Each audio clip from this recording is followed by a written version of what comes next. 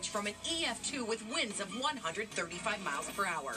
Only the hum of generators tonight in Harrisburg, Illinois, as this city tries to regroup from certainly one of its darkest days.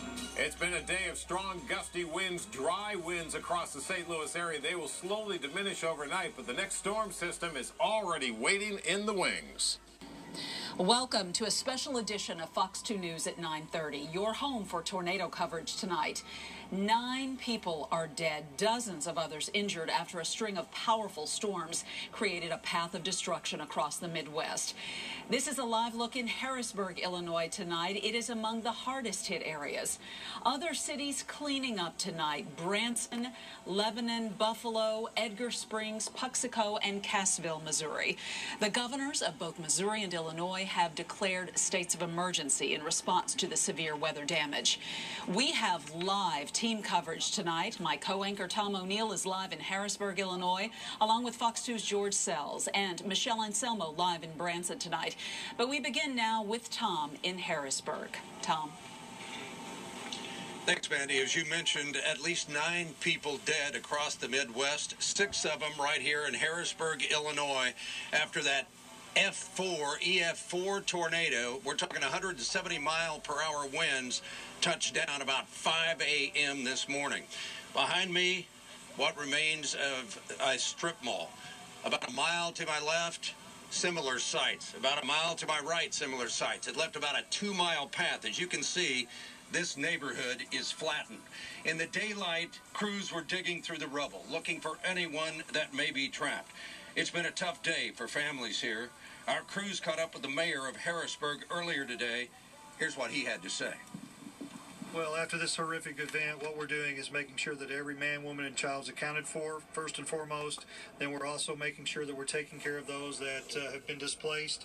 You know, this heartbreaking, horrific event has just taken its toll on us this morning. But we're certainly doing everything we can to protect those that have been injured in this event and have been displaced, and to keep our community together. I mean, it's just your worst nightmare coming true.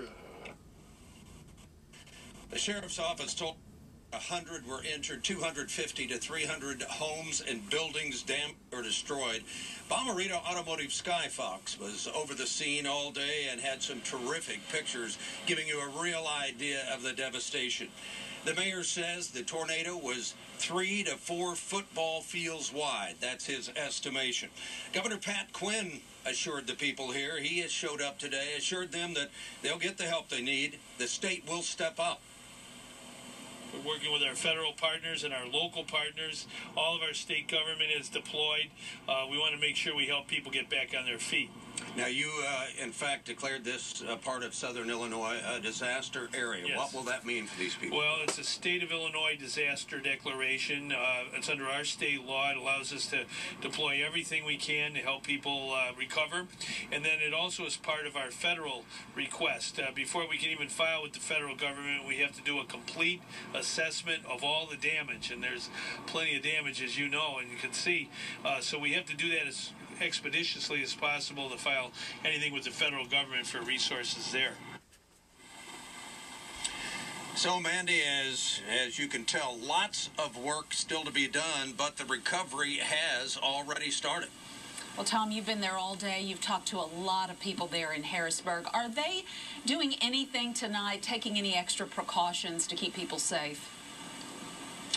Well, we just learned moments ago, in fact, that the Harrisburg schools will be closed for the rest of the week. But as far as tonight, we've seen a lot of police presence, a lot of roads that are blocked off, red lights flashing down the road. You can see they've got it blocked off. Also, Sheriff Bob Smith tells us that at 6 o'clock tonight, they put in a curfew that will go all night until 6 a.m. tomorrow. And with more on that curfew and on the damage around town, here's my colleague, George Sells.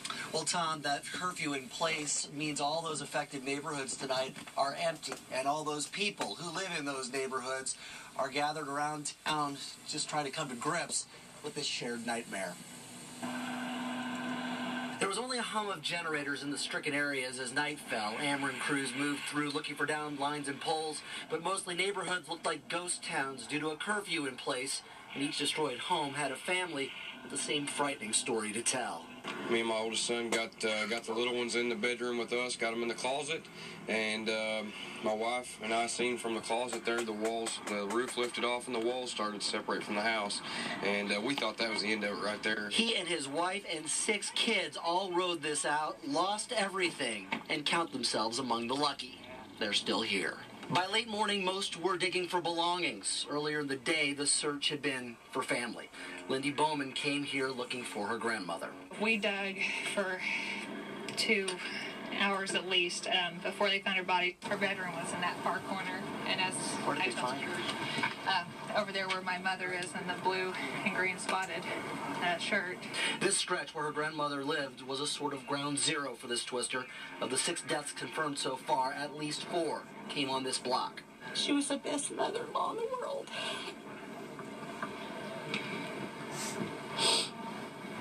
She was a special lady. For Ellen Osmond, the search for that special lady was already over when she arrived here. My daughter called about 5 to 5 this morning and said she lives in town and said the strip mall was gone and she couldn't reach her mama. And we got in the truck and came out here.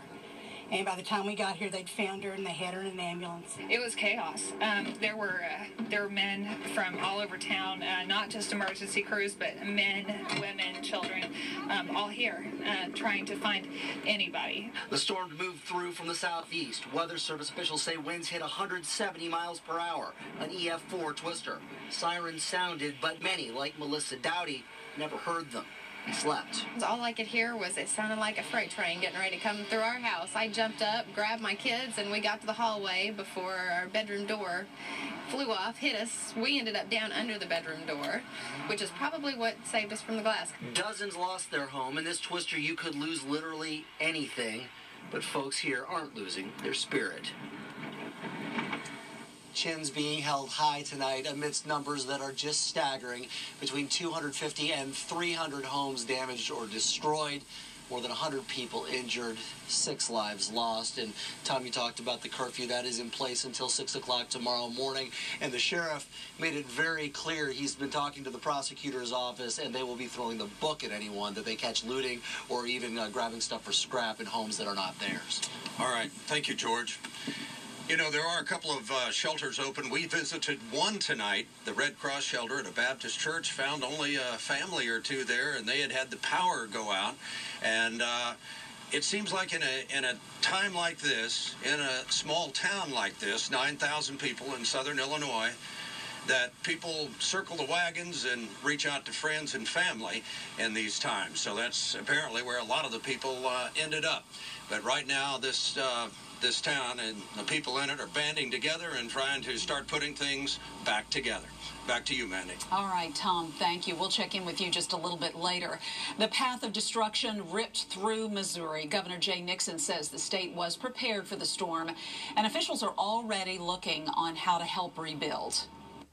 The emergency responders that were here to make a real difference for folks in the middle of the night, in the middle of a storm. It's just wonderful, that training. It makes a serious and appropriate difference. But this is a lot of damage. The insurance issues here, the property damage issues here are going to be significant, but the bottom line is Joplin is going to be a real sounding board for everybody else across our state, that you can rebuild, that you will rebuild, that you're going to stay calm during that. We're going to keep the rule of law. The bottom line is we are confident that Branson will be back bigger and better than ever.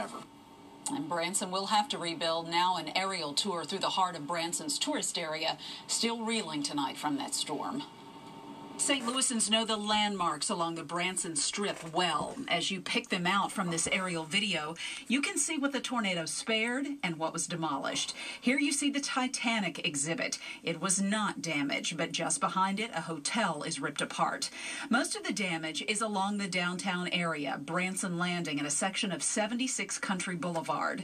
5 or 6 theaters in Branson were damaged, including the Legends Theater, the Andy Williams Moon River Theater, and the Branson Variety Theater. The Veterans Memorial Museum is also in shambles.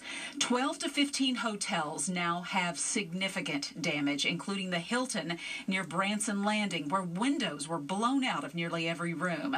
Furniture was sucked out of the windows in the 530-room hotel. Hotel workers got all of the guests to safety. Branson officials don't want vacationers to be scared off by the pictures. Many major attractions were not affected, including Silver Dollar Dollar City, Sight and Sound Theater, and the Outlet Mall. Fox 2's Michelle Anselmo picks up our live team coverage in Branson from the ground. This is an area St. Louisans know well, Michelle. This is an area, and for a lot of us St. Louisans, this is an area that we come to summer after summer. Vacation season really kicks off here in Branson in the next 2 weeks, so they are just devastated here. But as you pointed out, Mandy, in no way, shape, or form is all of Branson destroyed. A typical tornado fashion, it looks like it moved through town. It was an 8 or 9 mile path, picked up and then hit other areas. This particular area we are in is right along the strip that you could see. We're real close to the Titanic and Ripley's, believe it or not. The power is real spotty here. This miniature golf course behind us has power, but meanwhile, the Blue Bayou Motor Inn is completely wiped away. When we look around the region, cleanup started almost immediately here in Branson because the tourist season is just 2 weeks away. Winds in EF3 estimated between 111 and 135 miles per hour. There were 33 people injured here in Branson. No fatalities. Everyone is certainly counting their blessing. Tonight, displaced locals are staying at a rec center, and police here put a curfew in effect. For a tourist town, though, Branson was really a ghost town today. When we saw the tornadoes move through the St. Louis area, a lot of people converged and tried to take pictures. That certainly wasn't the case here on the Strip today. We did meet one gentleman. He's an Alton native named John Moore. For the last 45 years, he's owned the 50s Diners, Cakes and Creams. His diner is okay, but listen how he describes how everything else looks around it. And as soon as we started going downtown by the convention center, I saw all the glass and the windows broke and the curtains hanging out the windows and of 100+ rooms. And then I knew we had a problem. So I knew it had to be a tornado. This town's going to have a rough time because our tourist season down here starts in 2 weeks. And it looks like it's going to be brought to a dead halt because some of the entertainment venues are all tore up. One entertainment venue that was hit pretty hard was the Legends Theater. Governor Nixon did tour this area today and declared it a disaster, an emergency zone. And in fact, he's got the National Guard ready to help these people start to clean up. When we look at these motel hotels around here, this is the off season. This is where a lot of the locals actually end up living. So a lot of people are thinking, my goodness, if this would have happened 2 weeks from now, who knows what could have happened? There are many stories of people who were inside with the roof collapsing. We met one gentleman who narrowly escaped tonight at 10 o'clock. He'll tell us how he survived this EF2 tornado that moves through Branson overnight. We're live in Branson. I'm Michelle Anselmo, Fox 2 News. Back to you. Michelle, thank you. And we have more tornado team coverage still to come. Straight ahead, we'll survey more damage from across the Show Me State, including areas in southeast Missouri hit hard by the storms. Plus, how you can get a discount on a weather item every home, school, and business should have. And don't forget, our call center hotline's open right now. Call 1-800-782-2222 if you would like to donate to the Salvation Army's Disaster Relief Fund.